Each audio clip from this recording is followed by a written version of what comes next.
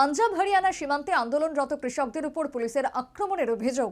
এও অভিযোগ হরিয়ানা বিজেপি সরকারের পুলিশের গুলিতে নিহত হয়েছে আন্দোলনকারী কৃষক শুভকরণ সিং।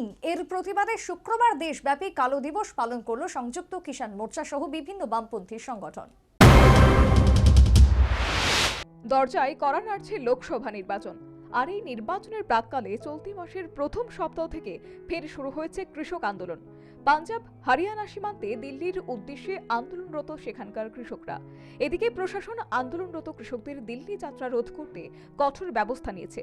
ফলে আন্দোলনরত কৃষক ও পুলিশের মধ্যে ধস্তাধস্তি লেগেই রয়েছে। এরই মধ্যে সেখানে এক কৃষকের মৃত্যু হয়, আর তার নাম শুভকিরণ সিং। আন্দোলনকারী কৃষকদের অভিযোগ, হরিয়ানা বিজেপি সরকার পুলিশের গুলিতেই এই তরুণ তুর্কি কৃষকের মৃত্যু হয়েছে। এই হত্যাকাণ্ড ও কৃষকদের উপর আক্রমণের প্রতিবাদে শুক্রবার দেশব্যাপী আলো দিবস পালনের ডাক দিয়েছে সংযুক্ত কিষাণ মোর্চা, কেন্দ্রীয় ইউনিয়ন যুক্ত মঞ্চ এবং স্বাধীন আঞ্চলিক ফেডারেশনের যৌথ মঞ্চ।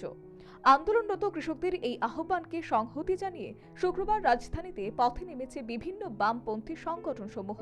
নেতৃত্বে ছিলেন বাম কৃষক নেতৃত্ব, পবিত্র কর বাম শ্রমিক নেতৃত্ব, শঙ্কর প্রসাদ দত্ত সহ অন্যান্যরা।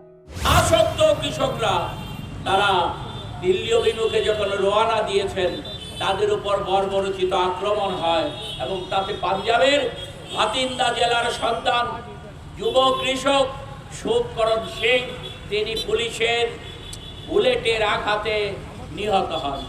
কেউ বলেন রাবারের বুলেট, আবার পাঞ্জাবের ডাক্তাররা বলছেন অরিজিনাল বুলেট তার মাথার মধ্যে ঢুকে গেছে এবং 160 জন মারাত্মকভাবে আহত হয়েছেন। তাদের কে বাঁচবেন কে জীবিত থাকবেন বলা যাচ্ছে না। তাহলে আমরা আজকে সারা ভারতবর্ষের মতো প্রতিবাদ ধ্বনিত করছি নরেন্দ্র মোদী সরকারের এই যে অপকীর্তি আমাদের দেশের অন্নদাতা।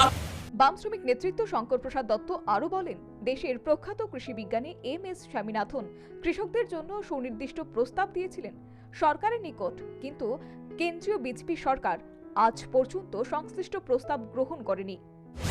কৃষি বিজ্ঞানী MS স্বামীনাথন ভারতবর্ষের সরকারের পক্ষে একটি প্রস্তাব সরকারের কাছে দিয়েছিলেন সরকার গঠিত কমিশনের নেতা হিসেবে, এবং সেই প্রস্তাবে তিনি সুনির্দিষ্টভাবে সরকারের কাছে বলেছিলেন যে আমাদের দেশের ফসলের যা সব মিলিয়ে উৎপাদন খরচ পড়ে তার সাথে 50% যোগ করে কৃষকদের ফসল সরকারের উদ্যোগে কেনা দরকার।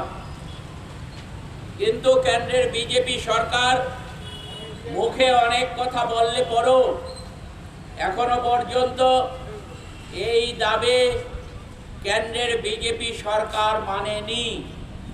তার ফলে গত 10 বছরে 1 লক্ষের উপর কৃষক ফসলের ন্যায্য দর না পেয়ে, তাদের ঋণ ফেরত দিতে না পেরে আত্মহত্যা করতে বাধ্য হয়েছে।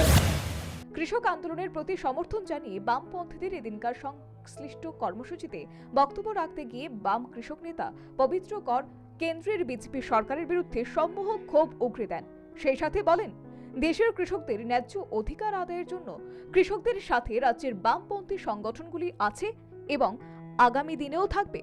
তবে এদিন রাজধানীতে বামপন্থীদের সাংগঠনিক শক্তি প্রদর্শনের বিষয়টি বিশেষ নজরে পড়েনি, কারণ বামপন্থীদের সংশ্লিষ্ট কর্মসূচিতে কেবল গুটি কয়েক বাম নেতা কর্মী উপস্থিত ছিল।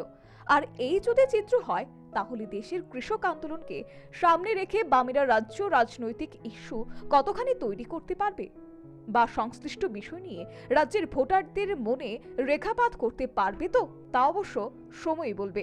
Bureau report, news vanguard.